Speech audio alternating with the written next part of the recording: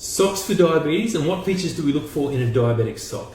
So the first question is, why do diabetics need special socks at all? And to answer this, we need to understand what diabetes is. So diabetes is a disease where you get raising and lowering of the blood sugar outside of normal limits. Now, what can happen is when the blood sugar raises too high, it becomes poisonous to the body and it starts to damage the little blood vessels and the little nerves in the body. And so you get a situation where the diabetic foot doesn't feel very well, so you're more likely to damage it. And because it doesn't feel very well, you don't feel infection, so you're more likely to get an infection. And because of that, you're more likely to get complications from infection like amputation or ulceration. So a diabetic foot doesn't feel very well, doesn't heal very well, and they're much more likely to get amputations and complications from infection. So wearing a diabetic sock does a couple of things. One, and the major thing that it actually does is it helps to limit the amount or the chance of damage to the foot and the chance of infection and amputation. So if you think of the socks like a bit of a guard against any sort of damage to the foot, that's the best way to think of a diabetic sock. So the socks we're looking at today are the Ergonix diabetic socks. So there's the front, and they've got all this handy information on the inside. And this is the socks themselves. So this is the mini crew or the quarter crew sock. They also come in a crew length sock, which will go further up the leg. And the features that we look at in the socks are the first one. So if we think of everything needs to be aimed at minimizing the amount of damage done to the sock. So the first thing that we do is we turn the sock inside out, and you can see that they're all blind seams. So there's no actually stitching sticking out of here. It's all stitched in sort of reverse and hand linked. So there's no seam in this sock. The second thing we look at is, if we can see in the camera, I'll put it on my hand to make it a bit easier, that if we have a look at the padding, there's a lot of padding underneath the foot. And so what that helps to do, it helps to add padding to the sole of the foot, so there's less pressure over the bony prominences of the feet, so you're less likely to get corns and calluses, and that's less likely to lead to ulceration and infection that way.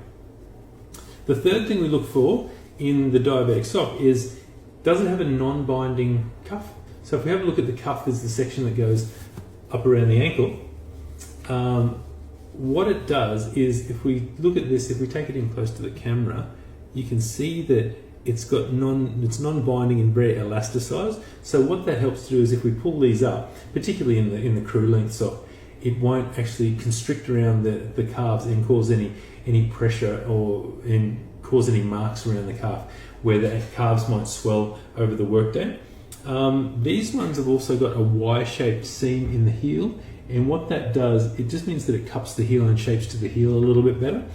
And these have also got, because often diabetes is a family thing,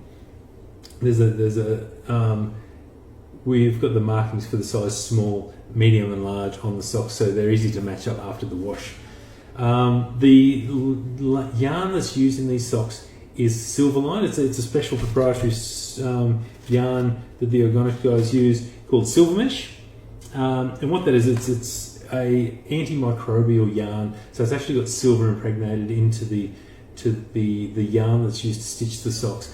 So it's antimicrobial, and it won't wash off in the wash. So you can wash these, and the silver doesn't actually dissipate with the number of washes. And that's a great feature to help to try and keep foot odor down and a chance of any infection from any microbial infections on the foot. So that is, in a nutshell, what we look for in a diabetic sock. Everything's aimed at reducing the chance of damage and infection in the foot, and helping to keep the diabetic foot nice and dry. That's another thing that keeps they need to be able to wick sweat away from the feet. So that's another feature of these socks. They've got a moisture wicking component to them, and they help to limit damage to the feet of the diabetic patient. I hope you found this helpful. If you have any questions, please comment below. Thanks. If you enjoyed this video, please like, comment and subscribe. It's really simple to do, and it really does help out our channel. If you need more information on the topics discussed, you can find some links in the description where they'll take you to our website where we can discuss this in a little bit more detail.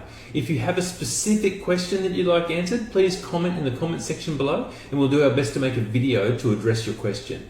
Thank you all for watching, and we'll see you next time.